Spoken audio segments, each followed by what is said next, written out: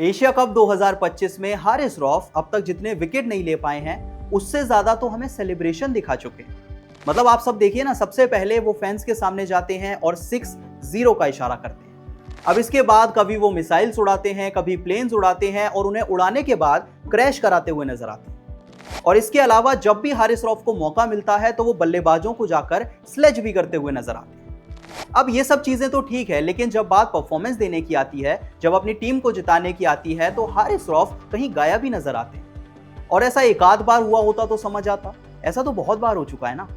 नमस्कार, मैं हूं अंश शर्मा और आप देख रहे हैं बजर बट्टू स्पोर्ट्स।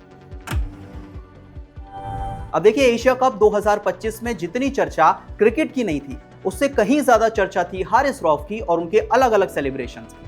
अब सबसे पहले हारिस रऊफ कभी अभिषेक शर्मा और शुभमन गिल को जाकर स्लेज करते हुए नजर आते। अब इसके बाद हारिस रऊफ फैंस के सामने जाते हैं जो कि क्रिकेट का मैच देखने आए थे, और कभी उनके सामने जाकर 6-0 का इशारा करते हैं, तो कभी पता नहीं कौन सी मिसाइल्स उड़ाते हैं, उन्हें लैंड कराते हुए नजर आते हैं। लेकिन किसको पता था कि हारिस रऊफ ये जो हरकतें कर रहे हैं, चाहे वो अभिषेक शर्मा के साथ या शुभमन गिल के साथ हो या फिर उन फैंस के साथ हो, इन सब का हिसाब होने वाला है एशिया कप फाइनल में। क्योंकि एशिया कप फाइनल में ये कहना गलत नहीं है कि अगर टीम इंडिया ने पाकिस्तान को हराकर अगर खिताब जीता है तो उसमें हारिस रऊफ का भी एक बड़ा कंट्रीब्यूशन। तो देखिए, अगर ये सारी बातें सुनकर आप थोड़े से कंफ्यूज हो गए तो चलिए जरा मैं आपको फाइनल मैच की एक छोटी सी समरी बताता हूं और ये बताने की कोशिश करता हूं कि किस तरह से हारिस रऊफ ने इंडिया को जिताने में अपना पूरा योगदान दिया। अब देखिए, सबसे पहले अगर इंडिया वर्सेस पाकिस्तान फाइनल की बात करें तो पाकिस्तान के लिए शुरुआत बहुत अच्छी हुई थी।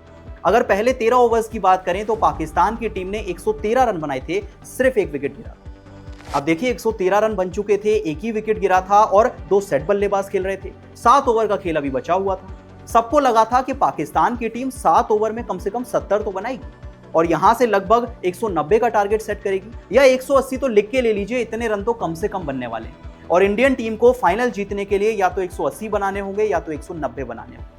लेकिन उसके बाद एक टिपिकल पाकिस्तान टीम का परफॉर्मेंस हमने देखा और देखते ही देखते पाकिस्तान की टीम ताश के पत्तों की तरह बिखर गई। 13 ओवर के बाद जिस टीम का स्कोर 113 रन था और सिर्फ एक विकेट गिरा था, वो 17 ओवर आते आते 134 रन पे होते हैं और 8 विकेट गिर जाते हैं। यानी 4 ओवर के अंदर पाकिस्तान टीम के 20 रन पे 7 विकेट गिर जाते हैं। पूरी तरह से पाकिस्तान की टीम बिखर जाती है और इसके बाद मैदान पे बल्लेबाजी करने पहुंचते हैं हारिस रऊफ।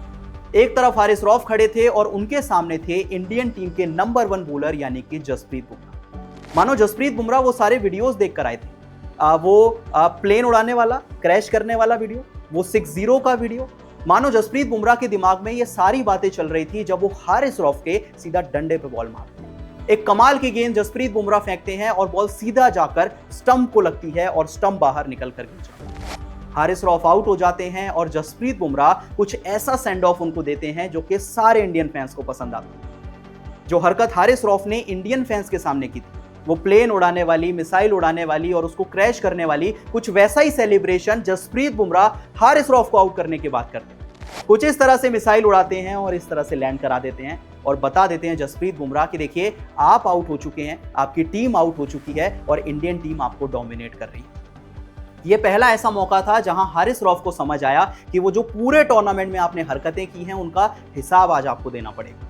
इसके बाद जब हारिस रऊफ गेंदबाजी कर रहे थे तो अपनी पारी का दूसरा ओवर लेकर आए, यानी कि मैच में हारिस रऊफ का ये दूसरा ओवर था। इंडियन टीम मैच में फंसी हुई थी। 14 ओवर के बाद इंडियन टीम का जो स्कोर था वो 83 रन था और 4 विकेट गिर चुके थे। मतलब पूरे मैच में ऐसा पहली बार हुआ था कि इंडियन टीम का जो रिक्वायर्ड रेट था वो 10 से ऊपर चला गया। इंडियन टीम को लगभग जीतने के लिए 6 ओवर में 60 रन चाहिए थे 10 के रिक्वायर्ड रेट से, और तभी गेंदबाजी का मौका हारिस रऊफ को मिला। हारिस रऊफ के इस ओवर में जो पिटाई होती है, क्या कमाल के चौके छक्के लगते हैं। सबसे पहले तिलक वर्मा एक चौका लगाते हैं, एक छक्का लगाते हैं और एक चौका तो शिवम दुबे भी लगा देते हैं और हारिस रऊफ के इस ओवर में 17 रन बन जाते हैं। मतलब जो प्रेशर बिल्डअप हुआ था, जो बाकी गेंदबाजों ने अच्छी गेंदबाजी की थी, उस पर पूरी तरीके से पानी फेर देते हैं हारिस रऊफ और 17 रन के इस ओवर के बाद इंडियन टीम दोबारा से मैच में आ जाती है। इसके बाद जब हारिस रऊफ 18वें ओवर में अपना तीसरा ओवर करने आते हैं, उसमें भी एक छक्का लगता है। अगर हारिस रऊफ के तीसरे ओवर की बात करें तो उसमें शिवम दुबे आखिरी बॉल पे एक कमाल का छक्का लगाते हैं और दोबारा से इंडियन टीम की वापसी करा देते हैं।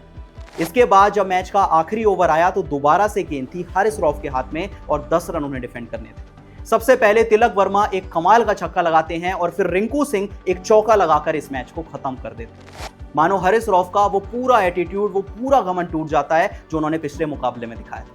इस मैच में अगर उनके स्पेल की बात करें तो 3.4 ओवर्स की गेंदबाजी उन्होंने की, जिसमें 50 रन दिए और जो इकोनॉमी था हारिस रऊफ का वो लगभग 13.5।